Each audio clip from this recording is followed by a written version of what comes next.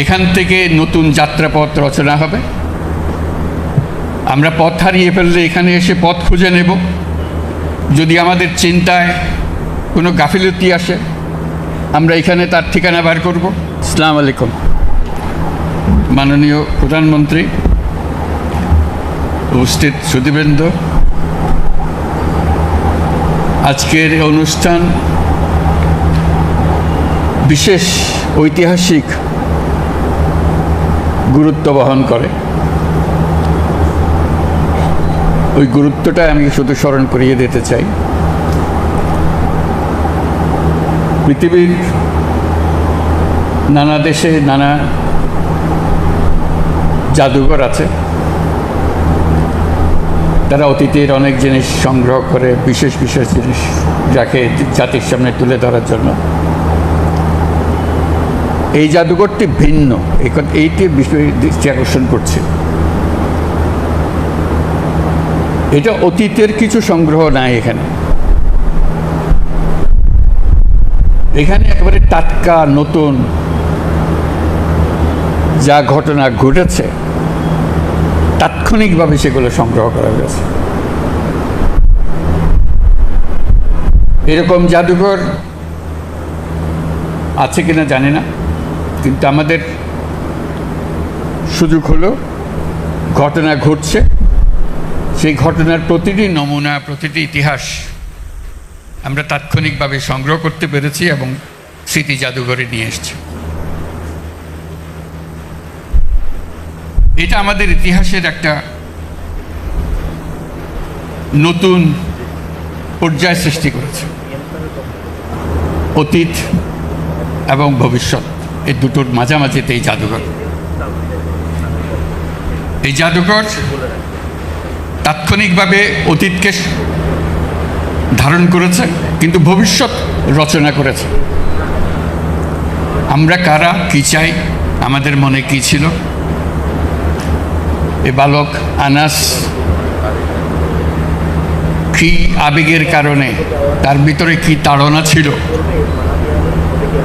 সেই চিঠি তাৎক্ষণিকভাবে লিখে গেছে। এটা কোনো পরিকল্পনা করে সে লেখে নাই। মা তাকে বাধা দিচ্ছিল, বাবা তাকে বাধা দিচ্ছিল মিছিলে না যাওয়ার জন্য। সে বসে থাকতে পারে নাই।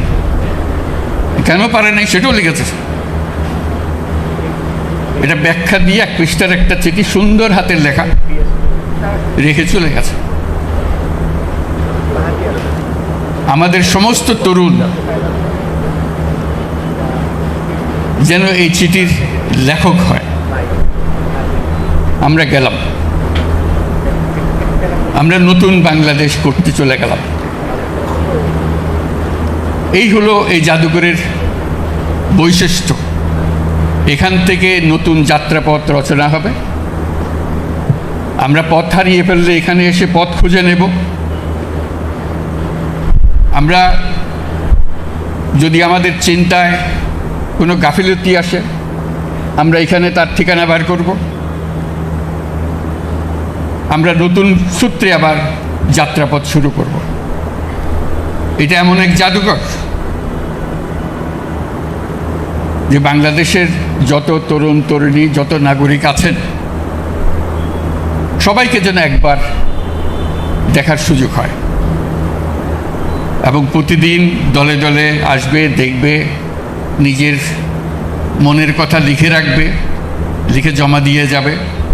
এখানে তার মনে কি আবেগ এসছে, তার ভবিষ্যৎ কি চিন্তা করে, সেটা লিপিবদ্ধ করে যাবে এবং এটা সারা চত্বরে গমগম করবে। যে কবরগুলো সাজানো আছে, যদিও সে প্রকৃত কবর নয়, কিন্তু তার প্রত্যেকের কবরের সঙ্গে একটা নাম থাকবে। সেই নামটা খুঁজে ইতিহাস বার করবে। এখানে ইতিহাসগুলো থাকবে যে কেন, কিভাবে মারা গিয়েছিল, কোথায় মারা গিয়েছিল, তার ইতিহাসটা কি। এগুলো আমাদেরই বন্ধুবান্ধব, আমাদেরই ছেলে মেয়ে,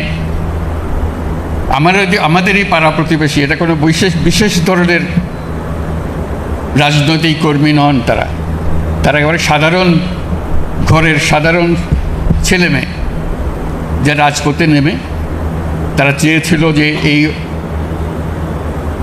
বাংলাদেশ আর চলবে না, আমরা নতুন বাংলাদেশ গড়ব, এটাই ছিল তাদের আশা।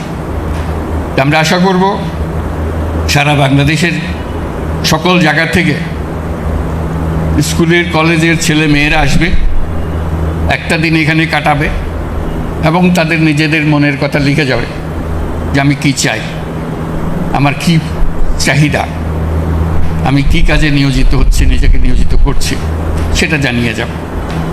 এটা সারা দেশের সকল সংস্কৃতির একটা পীঠভূমি হবে। গান বাজনা,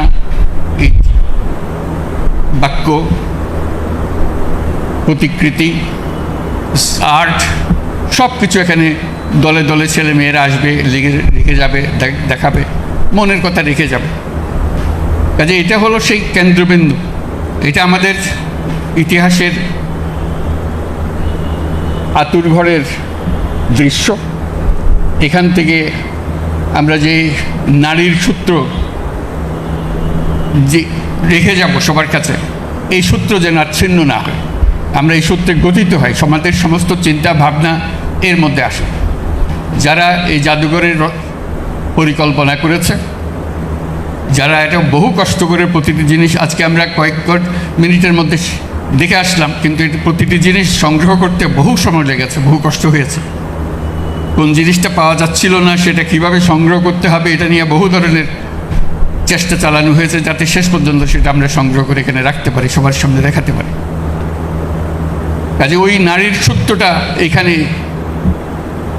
স্থাপন করা হলো, যাতে সারা বাংলাদেশ নতুন ভঙ্গিতে, নতুন দৃষ্টিতে সামনে এগিয়ে যাবে এবং আত্মমর্যাদা নিয়ে, সাহস নিয়ে আমরা আমাদের বাংলাদেশ গড়ে তুলব। যারা এই জাদুঘরের পেছনে পরিশ্রম করেছে, এটাকে তৈরি করেছে, তাদের প্রতি আবারও ধন্যবাদ জানাচ্ছি। আমরা অবশেষে এই জাদুঘর উদ্বোধন হলো। আমরা আশা করব যে দেশের ছেলে মেয়ে, যে দেশের সকল নাগরিক একবার হলেও আসবে, সপরিবারে আসবে, নিজে আসবে, বন্ধুবান্ধব নিয়ে আসবে এবং কিছু সময় কাটানো এবং চিন্তা করার জন্য।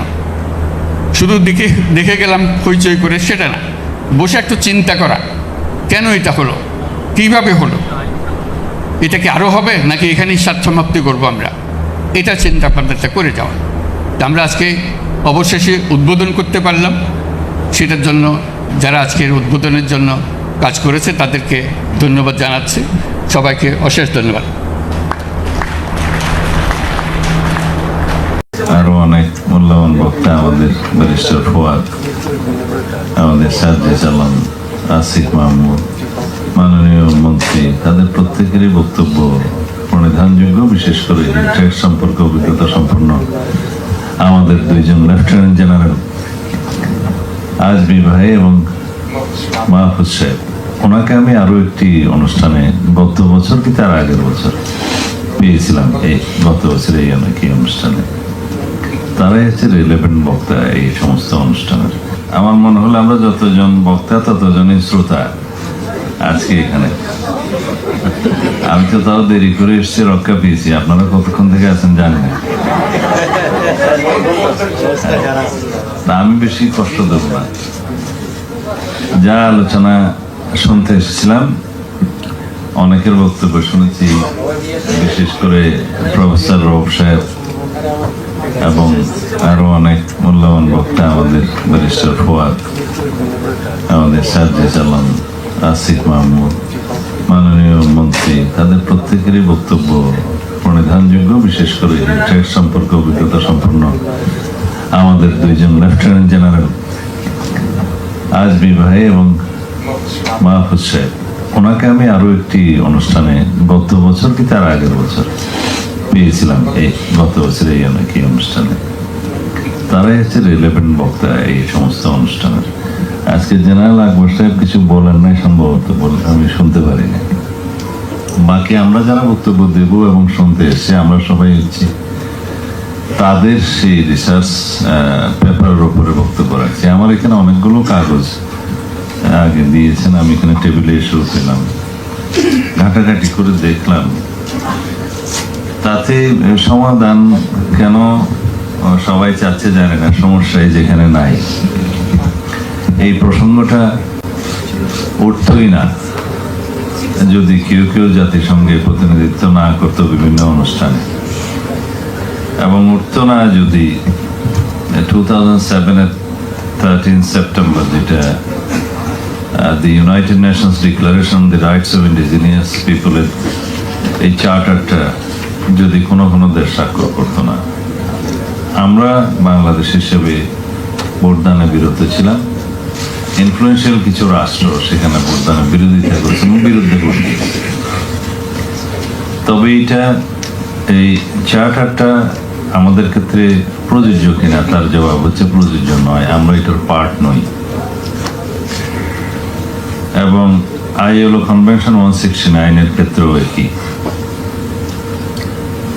তারপরে যদি কেউ কেউ আপনারা এই সমস্যার সমাধান খুঁজেন বাক্যের মধ্যে, শব্দের মধ্যে, তাহলে বলা যায় আমরা সবাই আদিবাসী না হয়ে যদি অধিবাসী হই বাংলাদেশের, তাহলে এখানে সমাধান। এবং জুলাই চার্টারের কথা বলেছেন আমার কয়েকজন ভাই, সার্জিস আলম এবং আরো অনেকে, এবং বলেছেন গণরায়ের প্রেক্ষিতে। এইখানে গণরায় আসার প্রয়োজন নেই। আমরা জুলাই চার্টারের রাজনৈতিক সমঝোতার দলিল হিসেবে সবাই স্বাক্ষর করেছি। কেউ কেউ ইলেকশনের পরে স্বাক্ষর করেছে, কেউ আগে স্বাক্ষর করেছে। কিন্তু স্বাক্ষরিত দল হিসেবে সেখানে যে দফাগুলোতে আমরা একমত হয়েছি উইদাউট নোট অফ ডিসেন্ট, তার মধ্যে এটা একটা, যে আমরা বাংলাদেশের ভূখণ্ডের ভিতরে বসবাসকারী সকল নাগরিকের পরিচয় হবে বাংলাদেশি, এবং সেটা 5th অ্যামেন্ডমেন্টের ভাষা। সেটা আমরা আবার এখানে আগামী 18th অ্যামেন্ডমেন্টে নিয়ে আসবো। সেটা আমাদের সমঝোতা এবং সেটা কমিটমেন্ট। এটা তো সাংবিধানিক সমাধান, ঠিক আছে, কিন্তু আসলে যে বিভেদগুলো সৃষ্টি হয়েছে সেই বিভেদগুলোর সৃষ্টির পিছনে কিছু ভিনদেশী উস্কানি এক সময় ছিল। এই সমস্যা শুধু একজনের ভাষণের প্রেক্ষিতে হয় নাই, এবং এখনো সেই অঞ্চলে যে বিভিন্ন ষড়যন্ত্র চালু নেই সেটা কেউ হলফ করে বলতে পারবে না। এবং সেই সীমানা আমাদের পূর্ব দিকে, বাংলাদেশের ভূখণ্ডের পূর্ব দিকেও আরো সম্প্রসারিত হয়েছে। সেটা বিভিন্ন আন্তর্জাতিক মহল তাদের বিভিন্ন স্বার্থে তারা সেই পরিকল্পনাগুলো করছে। না, আমাদের কি করণীয়? আমাদের করণীয় হচ্ছে আমরা বাংলাদেশি হিসেবে ইউনাইটেড থেকে আমাদের বক্তব্যগুলো দিয়ে যাওয়া। সেই জায়গায় আমরা যেটা ন্যাশনাল স্টেটের ধারণা, সেই ন্যাশনাল স্টেটের ধারণা থেকে আমরা কথা বলতে পারি। যে ইউনাইটেড নেশনসের চার্টার অনুসারে ন্যাশনাল স্টেটের ধারণা হচ্ছে কোনো জাতি গোষ্ঠীর পরিচয়ে তারা নিজস্ব আত্মনিয়ন্ত্রণ অধিকারের স্বীকৃতি পায়। আত্মনিয়ন্ত্রণ অধিকারের স্বীকৃতি পাওয়ার জন্য পৃথিবীর বহু জাতি শতবর্ষ ধরে সংগ্রাম করে, আমরাও করেছি। আমরা এই জাতি গোষ্ঠীর পরিচয় হিসেবে পাল বা লক্ষণ সেনের বহু আগে থেকেই এটা আমরা জাতি হিসাবে, আমরা ন্যাশনাল স্টেট হিসাবে একটাই ছিলাম এই ভূখণ্ডের মধ্যে। তবে এই ভূখণ্ডটি কোনো কোনো সময় উপমহাদেশের বিভিন্ন কেন্দ্র থেকে শাসিত হয়েছে, কিন্তু তারপরেও আমরা নিজস্ব আত্মনিয়ন্ত্রণ অধিকারের জন্য সংগ্রাম করেছি। সেটা ইতিহাস বলে, সেটি ঈশা খাঁর সময় থেকে বলে, তার আগে থেকেই বলে, পরে থেকেও বলে। তবে মডার্ন ন্যাশনাল স্টেটের ধারণা থেকে স্বাধীন রাষ্ট্রের যখন সংখ্যা গণনা করা হয়, তখন বাংলাদেশ কবে থেকে ন্যাশনাল স্টেটের ইন্ডিপেন্ডেন্ট কান্ট্রি হয়েছে, স্টেট হয়েছে, নেশন হয়েছে, সেটা আমরা গুনি 1971 থেকে। কিন্তু তার আগেও আমাদের জাতিসত্তা ছিল, এবং এখন এই জাতিসত্তার মধ্যে, এই ভূখণ্ডের মধ্যে, এই টেরিটরির মধ্যে ন্যাশনাল স্টেট হিসেবে, নাগরিকত্ব হিসেবে যখন আমরা সবাই বাংলাদেশি, তার মধ্যে আমাদের তো কারো কারো বিভিন্ন ধর্ম, বিভিন্ন রকম, এখানে বিভিন্ন ধর্ম, বর্ণ, বিভিন্ন সংস্কৃতি, বিভিন্ন ভাষাভাষীর লোক থাকবে, সেটা আছে। আমাদের পার্শ্ববর্তী দেশে কম বেশি 36টার মতো ভাষা ব্যবহৃত হয়, এবং আঞ্চলিক ভাষা হিসেবে বিভিন্ন স্টেটের সবগুলো মিলে প্রায় 1,500 ভাষা আছে। কিন্তু তারা তো 1,500 জাতীয় না, 36টা জাতীয় না। তাদের মধ্যেও এই আদিবাসীর ঘোষণার জন্য কোনো কোনো দাবি হয়তো কোনো কোনো জায়গায় কোনো স্টেটে উঠে থাকে, আর তারাও সেটা স্বীকৃতি দেয়নি। এখন কথা হচ্ছে আমাদের এই পার্বত্য অঞ্চলে এই দাবি এবং তাদের সাথে দেশের অন্যান্য অঞ্চলে অন্যান্য উপজাতি বা ক্ষুদ্র নৃগোষ্ঠীর এর সাথে নিয়ে এই দাবিটা উচ্চারণ করার মধ্যে এবং তাদের পিছনে কি কারণ থাকতে পারে, সেই কারণগুলো আমি এখানে আজকে উদ্ঘাটন করতে চাই না। আমাদের সামরিক বাহিনীর সিনিয়র বন্ধুরা যারা এটা রিসার্চ করছেন তারা বলেছেন। তবে আমাদের আজকে যেহেতু এই আলোচনায় অনেকগুলো বিষয়, অনেকগুলো বক্তা এবং অনেকগুলো সাবটাইটেলের আলোচনা হয়েছে, তার মধ্যে বলা যায় সাংবিধানিকভাবে আমরা যেটা এখনো পর্যন্ত স্বীকৃতি দিয়েছি তা হচ্ছে উপজাতি, ক্ষুদ্র নৃগোষ্ঠী এবং বিভিন্ন কালচারের ধর্মীয় ঐতিহ্য, সাংস্কৃতিক ঐতিহ্যকে আমরা বিকশিত করব এবং ধারণ করব, এটা হচ্ছে আমাদের স্ট্যাটাস। কিন্তু পিছিয়ে পড়া জনগোষ্ঠী হিসেবে আমাদের সমতলের ভূমির চাইতেও নারী, শিশু এবং পিছিয়ে পড়া জনগোষ্ঠীর ক্ষেত্রে কিছু কিছু রাষ্ট্রীয় সুবিধা দেওয়া আছে, সেটাও বিভিন্ন দেশে থেকে থাকে। আমাদের পার্শ্ববর্তী দেশেও সেরকম শিডিউল কাস্ট সহ অন্যান্য পিছিয়ে পড়া জনগোষ্ঠীর জন্য কোটা রিজার্ভেশন থাকে এবং অন্যান্য সুবিধাদি থাকে, সেটা যাতে রাষ্ট্রের মধ্যে একটা মানে বিকাশের ক্ষেত্রে সমতা পাওয়া যায়, সেই জন্য এটা রাষ্ট্রীয় সুবিধা। সংবিধান সেই স্বীকৃতি, সেই সুবিধাটা দিয়েছে, সেই হিসাবে তারা সেই সুবিধাটা পায় এবং দেখা যায় কালের বিবর্তনে তারা সেটা পেতে পেতে হয়তো একটা জায়গায় সমতার মধ্যে চলে আসবে। আমরা কেন নদীর অবাবাইকায় বসবাস করলাম, কেন আর একজন পাহাড়ি জনপদে বসবাস করলো, সেটার ভিত্তিতে তো কোনো ন্যাশন স্টেট হতে পারে না। তো সুতরাং আমাদের সবাই, আমরা যদি আমাদের সংস্কৃতি তথ্যমন্ত্রী বললেন যে ভুল প্রশ্নের তো সঠিক উত্তর হয় না, আমরা আসলে ভুল প্রশ্নেও নেই, এটা কোনো প্রশ্নই নয়। আমরা সবাই বাংলাদেশের অধিবাসী হব, আদিবাসী কেউ হব না। এখানে সব সিটিজেনের সমান রাইট এবং বাংলাদেশের সকল ধর্মীয়, সকল বর্ণের, সকল সংস্কৃতির, সকল ভাষাভাষীর সবাই আমরা বাংলাদেশের সিটিজেন এবং সিটিজেন হিসেবে কনস্টিটিউশনাল রাইট আমাদের সমান। এই পরিচয়ে আমরা থাকি। আজকে আর বিশেষ কোনো আলোচনা